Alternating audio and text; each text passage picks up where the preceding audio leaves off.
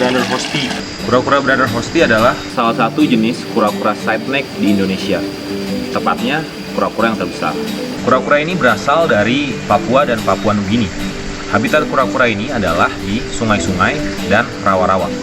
Jadi di Indonesia itu ada beberapa jenis kura-kura. Untuk biar lebih mudahnya, saya klasifikasikan menjadi 4 jenis atau 4 tipe. Pertama adalah kura-kura air laut.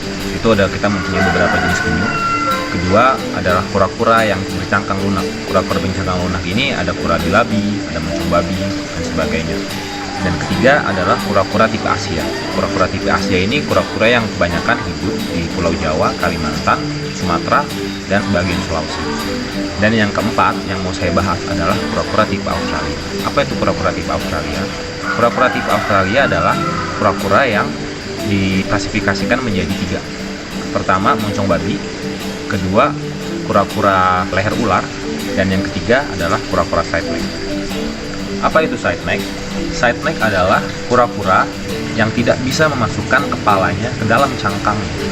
Jadi alih-alih bisa bersembunyi secara total, kura-kura side neck hanya bisa menyampingkan kepalanya ke kanan maupun ke kiri. Dan Brander Hosti adalah salah satu jenis dari kura-kura side neck. Mungkin kura-kura Brander Hosti ini dikenal sebagai kura-kura Brander Hosti di kalangan hobis hewan itu baru beberapa tahun belakangan ini. Karena sebelumnya kura ini dianggap sebagai kura-kura dada putih biasa. Padahal kura-kura Brander Hosti bisa berukuran hampir 2 kali lipat dari kura-kura dada putih biasa. Nah, perbedaan lainnya, kura-kura Brander Hosti itu mempunyai nama latin Elsea Brander Hosti. Sedangkan kura-kura dada putih biasa mempunyai nama latin Elsea novaguinea. Keunikan dari kura-kura ini adalah bisa dibilang kura-kura ini adalah kura-kura terbesar kedua atau ketiga setelah kura-kura biuku dan kura-kura Batagor borneoensis. Yang mana bisa dibilang kura-kura ini adalah kura-kura cangkang keras terbesar dari Papua.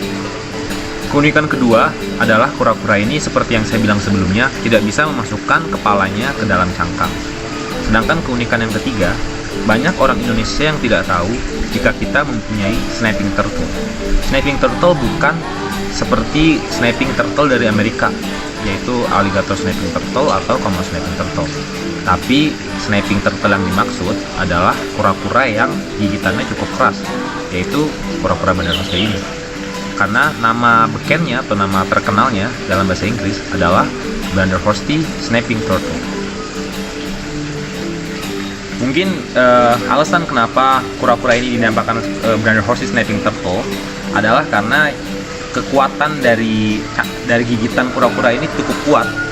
Pernah beberapa kali saya coba memasukkan keong yang bercangkang keras ke dalam kolam dan kura-kura ini langsung dengan sigap melahapnya. Padahal jenis-jenis kura-kura lain tidak sama sekali tertarik untuk memangsa keong-keong bercangkang keras tersebut. Seperti pada kura-kura Indonesia lainnya, kura-kura ini mempunyai ancaman yang sama, yaitu berkurangnya habitat, kerusakan lingkungan, dan perburuan. Namun khusus untuk jenis kura-kura ini, ada beberapa ancaman yang sangat nyata, yaitu perburuan untuk dijadikan hewan peliharaan dan perburuan untuk dijadikan obat tradisional. Dalam sebuah jurnal tahun 2006 ditemukan bahwa ukuran juvenile dari kura-kura ini sangat diminati sebagai obat tradisional dari Cina. Menurut saya, kita sebagai bangsa Indonesia mempunyai tanggung jawab yang sangat besar terhadap kelangsungan hidup spesies ini. Mungkin sekarang status dari spesies ini masih vulnerable, tapi tidak menutup kemungkinan di masa yang akan datang kura-kura ini bisa menjadi hewan yang terancam punah. Maka dari itu teman-teman, jika Anda ingin memelihara kura-kura ini, belilah kura-kura yang memang hasil ternakan atau captive breed. Jika teman-teman mengetahui bahwa ada kura-kura yang hasil tangkapan liar, sebisa mungkin dihindari.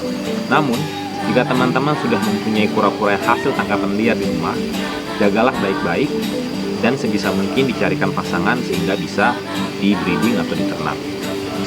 Apalagi membeli kura-kura ini untuk dikonsumsi. Benar-benar sesuatu yang harus kita hindari. Masih banyak makanan-makanan lain yang layak untuk dikonsumsi daripada harus konsumsi kura-kura ini, yang notabene keberadaannya makin terancam punah. Akhir kata, semoga populasi kura-kura ini masih tetap terjaga di alam liar, dan anak cucu kita nanti masih bisa melihat mereka berenang bebas di alam. Saya Nur Raffi, salam lestari.